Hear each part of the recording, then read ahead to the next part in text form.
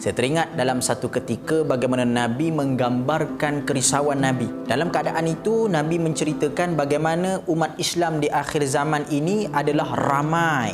Dan kita ini akan dikerumuni umpama satu orang kumpulan yang mengerumuni satu makanan. Betul-betul gelojoh. Semua orang berebut-rebut nak dapatkan umat Islam di akhir zaman. Pada ketika itu, para sahabat bertanya kepada Nabi, apa yang menyebabkan kita begitu diperlukan? Apa yang menyebabkan kita ini dikerumuni sehingga diperlukan dari setiap sudut umat Islam ini? Rupanya kita ini ada satu penyakit yang ketika itu umat Islam ini sebenarnya mudah untuk terpengaruh. Kita ni orang muda ni mudah untuk terpengaruh, mudah untuk mengikut, mudah saja untuk memasuki mana-mana saluran yang kita tak tahu itulah jalan untuk membawa kita kepada keburukan. Dan di dalam hati umat Islam ketika itu, Nabi bagi tahu dalam hati orang muda umat Islam di akhir zaman adanya hubbud dunia, cintakan kepada dunia yang teramat sangat, dan wa karahiyatul maut. Dan pada ketika itu umat Islam ada satu penyakit yang cukup parah, yang cukup berbahaya, iaitu takutkan mati. Sebab itu dua penyakit ini kena jaga-jaga sungguh. Cintakan dunia. Bila kita terlampau cintakan dunia, akhirnya pengharapan kita tidak kepada Allah. Kita hanya berharap pada manusia. Pernah tak kalau dalam kerja kita kata, kalau orang tu tak ada, habislah kerja aku.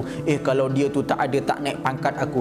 Kalau aku tak begini. Nampak? Sedangkan kita ada Allah untuk kita lakukan kerana Allah, dan kita ada Allah untuk mempersembahkan segala amalan kita kepada Allah. Dan dalam masa yang sama juga, cintanya kita kepada dunia ini menyebabkan kita terpaksa cuai dan lalai dengan segala apa yang Allah dah pesan kepada kita. Kerana seronok dengan dunia, semayang boleh lambat-lambat.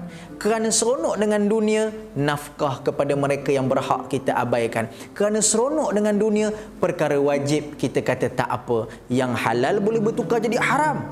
Yang haram boleh kita halalkan. Ini yang paling menakutkan kita. Sebab itu kawan-kawan yang dirahmati Allah, kita kena faham, cinta dunia ini adalah penyakit yang berbahaya yang boleh melemahkan umat Islam di akhir zaman. Mudah untuk kita diratah oleh musuh-musuh agama. Yang kedua, takutkan mati.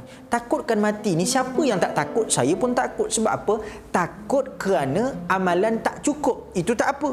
Supaya kita ada semangat untuk menambahkan amalan kita. Takut nak mati ni sampai tak fikir pasal mati. Buat segala kejahatan, menganggap bahawa hidup ni selama-lamanya, dan dia menganggap bahawa kehidupan ni hanya milik dia sahaja. Ini juga penyakit yang berbahaya, menyebabkan dia boleh melakukan segala kerosakan dan dia tidak berfikir adanya pembalasan di hari akhirat kelak. Jadi marilah kita bersama-sama untuk campakkan jauh-jauh rasa cinta dunia, rasa takutkan mati ini, supaya kita akan berharap 100%, kita akan ikhlas untuk mempersembahkan hati kita, diri kita, roh kita, jiwa kita kepada Allah Subhanahu Wa Taala, pemilik sekalian alam ini. Insya-Allah, moga-moga segala penyakit-penyakit ini dapat dicampak dan hati ini dirawat dengan Islam dan iman. Sampaikanlah dariku walaupun satu ayat.